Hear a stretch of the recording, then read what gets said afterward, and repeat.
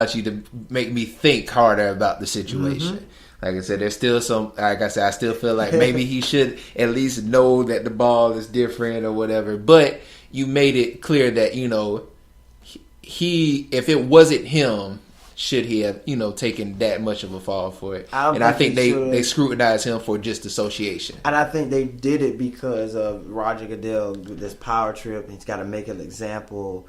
So he had to try to go for Tom Brady because a lot of people feel he's the golden boy. They're gonna give Tom Brady all the break. So I guess he had to kind of go at Brady to show, hey, I'm fair and just with my decisions. Even if you're a big star, I'm going to try to hold you accountable for something, even if you did it. Or I think it was more what really got Tom Brady suspended was that he wasn't willing to cooperate with the investigation. That's true. And that's what really kept him. That's what got him the suspension. It wasn't because they didn't have all the facts to show that it was hard to prove that he did that, but it was just the fact of, hey, you're not willing to cooperate with me, so I'm going to hold you accountable for that. And then it did make the league look bad because that whole time is just focused on Deflategate. We couldn't even focus on football because this story is overtaking the return of football. Definitely. But that's just how I felt on that. No, I do admit, no matter throughout that whole time with the Deflategate, nothing in my mind made me picture Tom Brady sitting in a corner of a locker room just airing out balls. Yeah, I never saw that in my mind. Now, whatever other reason that he could have manipulated the situation or however else we're going to twist the story up to be, I never saw him. I couldn't imagine him personally doing that. So, but what about the Falcons? They got in trouble a couple years ago for piping fake crowd noise in their stadium. Oh, wow. Yeah. Okay. I mean, that's kind of the same thing to try to give you an advantage. That's true. I mean, so people are always doing something to try to get an advantage, in sports. Yeah. But, if you get blatantly caught, the whole Apple Watch thing, the Spygate thing. Definitely. Steroid use, anything that gives you an advantage and is blatant and that's why you did it, then you got to be held accountable for it. Right, definitely. So, man, but that's the wrapping up this segment. We're going to let it go out into a break for a moment. When we come back, we're going to hit the big topic, our main event, the NFL. Once again, we are Sports Moods, 2 Moodys, 1 Duty, Sports. We'll be right back.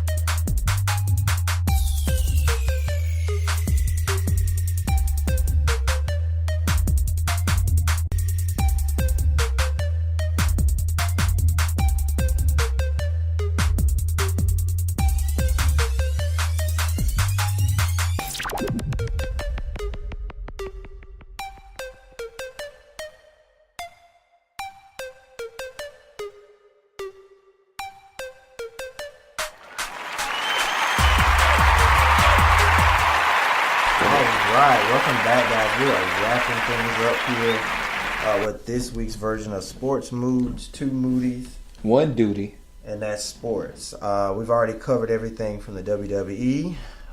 We talked a little bit about U.S. Open tennis, college football, and now we're moving into the NFL side of things for our Week 1 picks. Actually, we're going to each week pick every game this year, and we're going to keep a record of it to see who can pick the most correct games on the season. We'll give you updates every week of what the win-loss record is versus me versus C. Moody.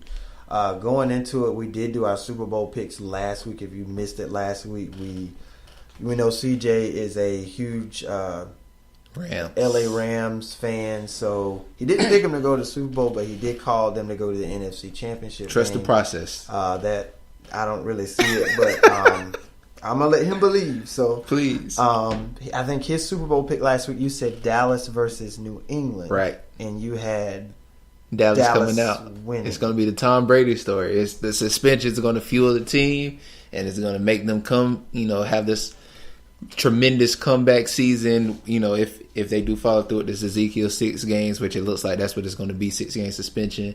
Now they're going to have a hard time against the Rams at the NFC Championship now.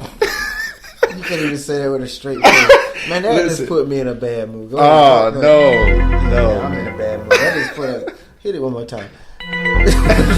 I can't. But get you with a straight face. At the end of the day, it's going to be Cowboys Patriots, and I feel like the Cowboys is going to kind of top off this comeback adrenaline year from the suspension, just like the Patriots did with Deflategate recently. Mm-hmm. So that's the way I see it, and you have a different lineup for it. Yeah, I had my Super Bowl is going to be Green Bay versus New England, and I think it's going to be a classic Super Bowl between Tom Brady and Aaron Rodgers, and I think Pats get that 6th title.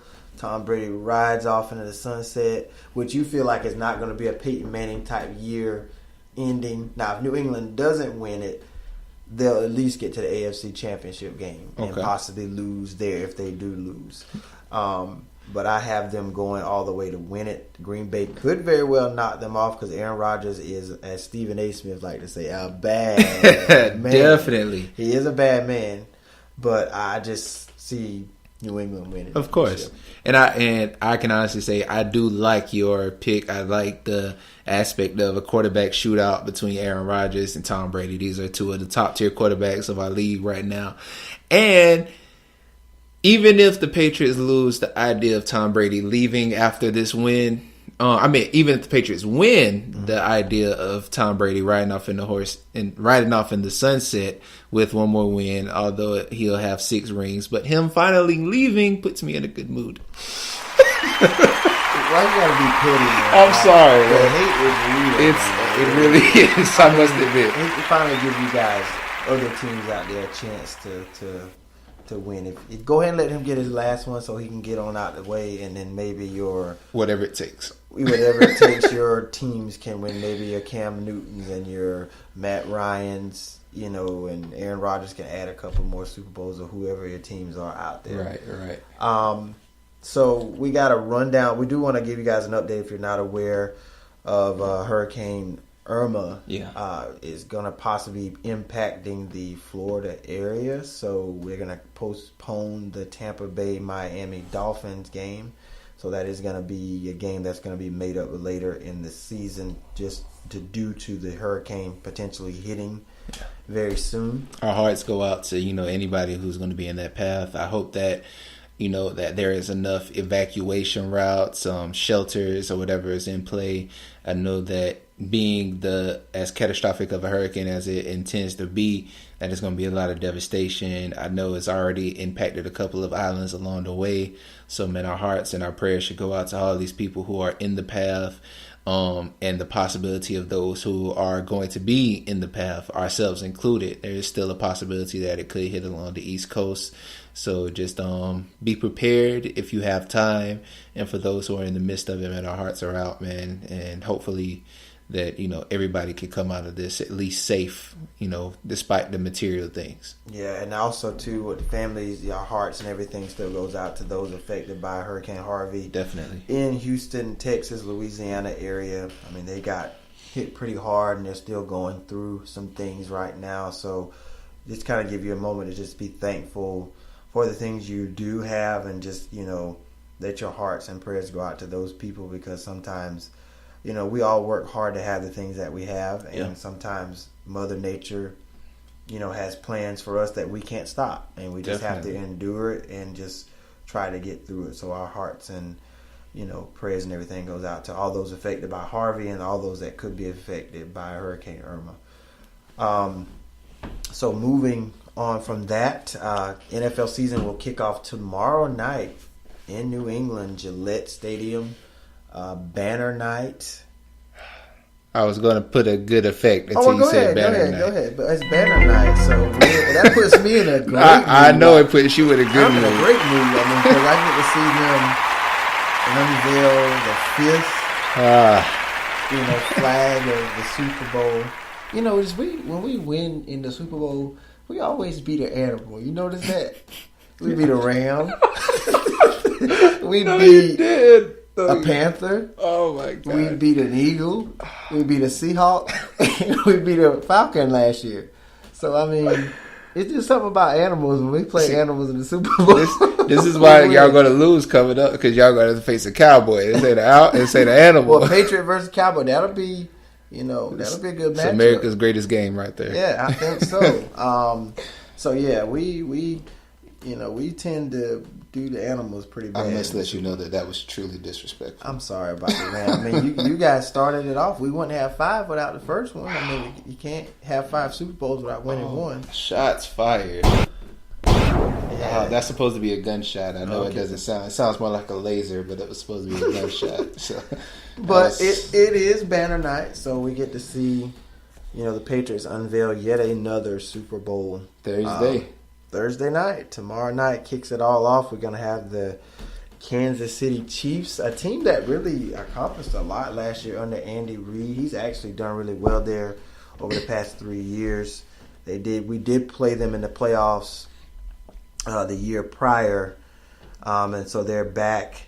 They were in the playoffs last year and lost to the Pittsburgh Steelers, and the Patriots, we do know, went on to win the Super Bowl. So I think I think Kansas City will be in the mix of things in the playoffs this year for the AFC. But I think with them going up against New England, all the momentum and the hype for this new season, and then them unveiling this Super Bowl win, we know Bill Belichick's the type of person like that. Last year. That has nothing to do with what we're going to do this year. But just for that brief moment, you can take a chance back and just reflect back on how they won that. But I think just with all the atmosphere of that going on in that stadium, that New England is gonna beat Kansas City.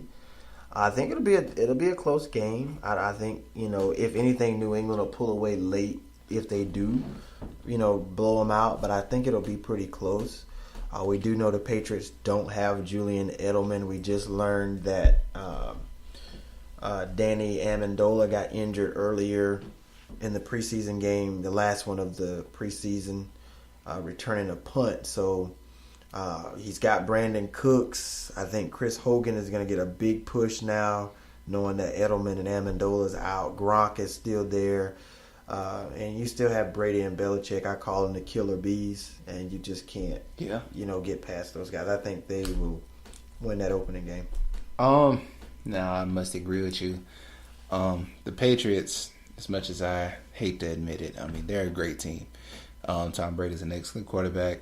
Bill Belichick is the all-time greatest coach in my eyes. I mean, besides Vince Lombardi, which even then is arguable on who has the top tier based off of Bill Belichick's historic, career so far. But like you said, there's a lot going on. You got the banner coming down, whatever it is, beginning of the season, and ultimately, to me, as much as structured and disciplined as Bill Belichick is, for the rest of the team, this game isn't going to be as important to them. And I feel like their lacking of the first game is going to let the Chiefs slip away with this first one.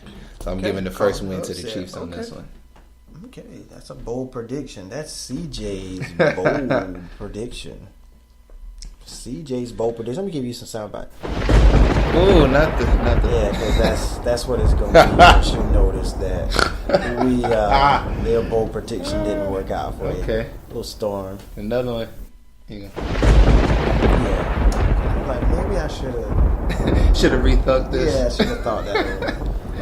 Anyway, besides that, once Thursday night is over with, we'll be getting into Sunday's games, which we have the bulk of the week. And we're going to be kicking it off with the Rams versus the Colts. And so it's without saying much for me.